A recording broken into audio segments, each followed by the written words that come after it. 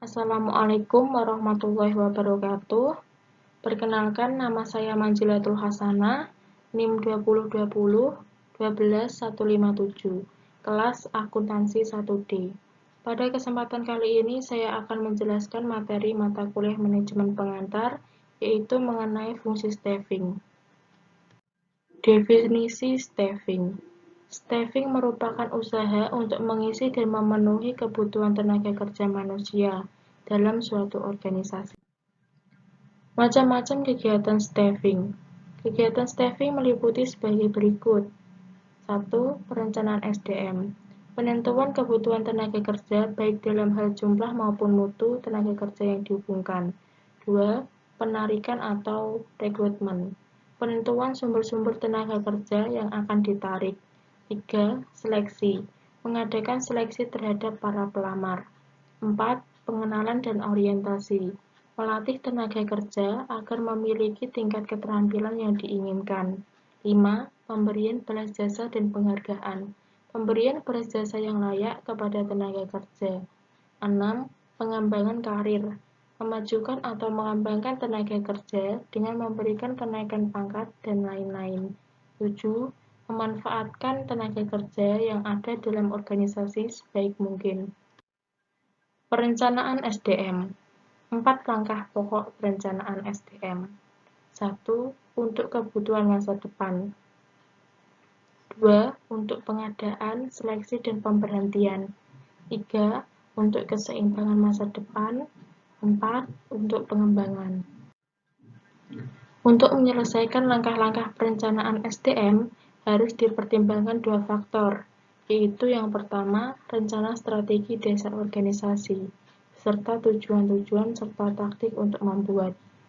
Kedua, perubahan lingkungan. Macam-macam jenis kebutuhan tenaga kerja dalam organisasi yaitu kebutuhan akan tenaga kerja staf atau manajerial, kebutuhan akan tenaga operasional. Penarikan atau rekrutmen. Bagian penting dalam proses rekrutmen adalah pengembangan suatu pernyataan tertulis mengenai isi dan lokasi pada bagian organisasi dari setiap pekerjaan. Bagi tenaga operatif disebut deskripsi jabatan atau job description, bagi manajerial disebut deskripsi posisi atau position description, bagi pekerja yang mempunyai posisi tetap perlu dikembangkan suatu spesifikasi pekerjaan atau job specification. Sumber tenaga kerja. Sumber dari dalam. 1. Pengangkatan atau promosi. 2. Pemindahan atau transfer. 3. Penataran atau upgrading. 4. Taman atau sanak family karyawan sendiri. Sumber dari luar. 1. Pasang iklan. 2. Menghubungi lembaga pendidikan. 3. Mengambil dari perusahaan atau organisasi lain. 4. Menghubungi kantor tenaga kerja. 5. Menghubungi serikat buruh. 6. Sumber-sumber lain.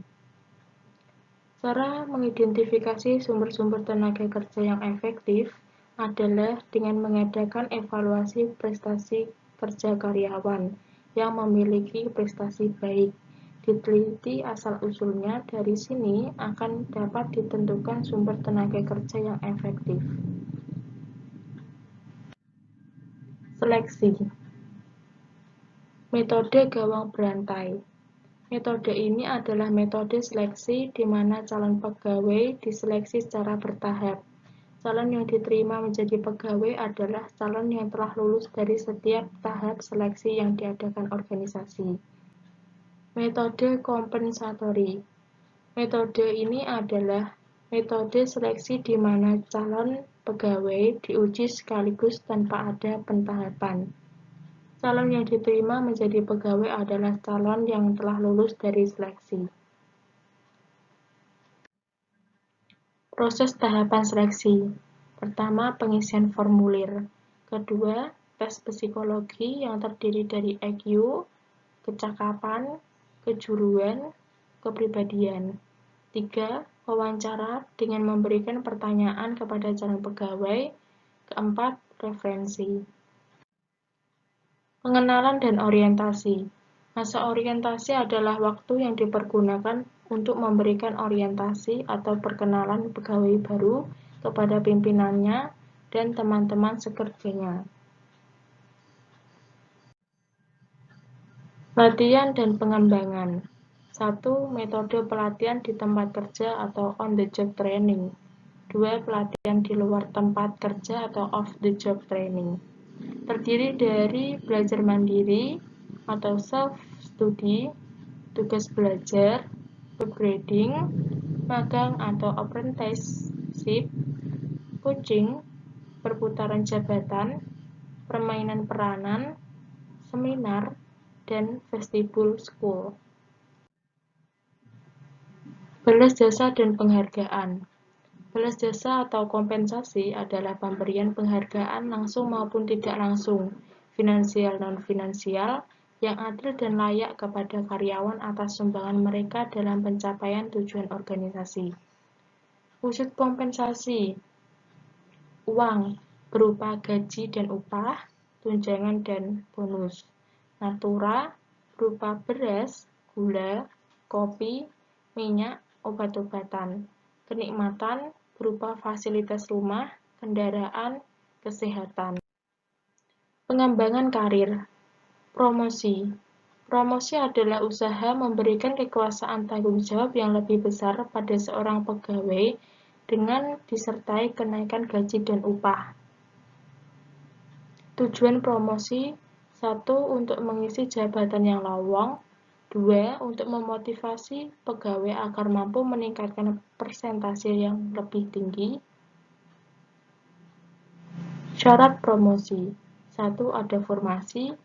2. Yang bersangkutan cakap atau berprestasi menonjol. Macam prinsip promosi: 1. Dasar keterampilan atau merit principle, yaitu mempromosikan pegawai melalui pembuktian kecakapan pegawai tersebut atau biasanya melalui ujian secara objektif. 2. Dasar senioritas atau seniority principle, yaitu mempromosikan pegawai didasarkan pada lama kerja pegawai yang bersangkutan. Semakin lama pegawai bekerja, semakin banyak pengalaman pegawai tersebut, sehingga yang bersangkutan dipandang mampu menangani pekerjaan atau jabatan yang lebih atas. Dasar teman atau spouse system, yaitu pegawai yang akan dipromosikan dipilih dari mereka yang masih memiliki hubungan family, teman dekat, atau yang sealiran dengan pimpinan. Transfer adalah usaha untuk meningkatkan kembali pegawai pada jabatan yang paling sesuai dengan latar belakang pribadi pegawai yang bersangkutan. Ada 2 alasan pokok yang menyebabkan transfer. Yang pertama, karena permintaan sendiri pegawai yang bersangkutan. Hal ini biasanya disebabkan oleh 1. Merasa tidak dapat bekerja sama dengan pegawai lain. 2. Merasa tidak cocok dengan pekerjaan sekarang. 3. Lingkungan kerja yang akan memungkinkan pegawai kerja dengan baik. 4. Terlalu lama memegang jabatan itu sehingga terjadi rasa jenuh dan ingin menambah pengalaman di bidang lain. Yang kedua, karena ingin dari pimpinan sendiri. Disebabkan karena pegawai kurang cakap melakukan pekerjaannya yang sedang dipegang. 2. Menghindari rasa bosan bagi pegawai yang bersangkutan. 3. Untuk menjaga stabilitas dalam organisasi. PHK. Pemberhentian pegawai atau PHK adalah keputusan pemutusan hubungan kerja antara pihak perusahaan atau organisasi dengan karyawan. Alasan pemutusan hubungan kerja adalah permintaan pegawai sendiri atau mungkin pindah ke perusahaan lain, pindah tempat tinggal, dan lain-lain. Keputusan perusahaan atau organisasi karena pegawai yang bersangkutan telah melanggar tata tertib atau urusan disiplin pegawai. Pegawai meninggal dunia. telah habis jangka waktu kontrak kerjanya seperti disebutkan dalam surat perjanjian kerja bersama. Pensiun. Pensiun adalah seseorang yang sudah tidak bekerja lagi karena usianya sudah lanjut dan harus diberhentikan ataupun atas permintaan sendiri.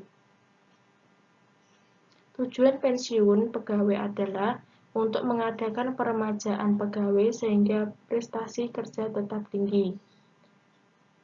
Pegawai yang bersangkutan sudah berusia lanjut sehingga prestasi kerjanya sudah menurun. Pegawai menderita cacat yang tidak memungkinkan untuk bisa bekerja dengan normal. Posisinya akan diganti oleh pegawai yang lebih bermanfaat. Sekian dari penjelasan materi kali ini. Apabila ada salah kata, mohon dimaafkan. Assalamualaikum warahmatullahi wabarakatuh.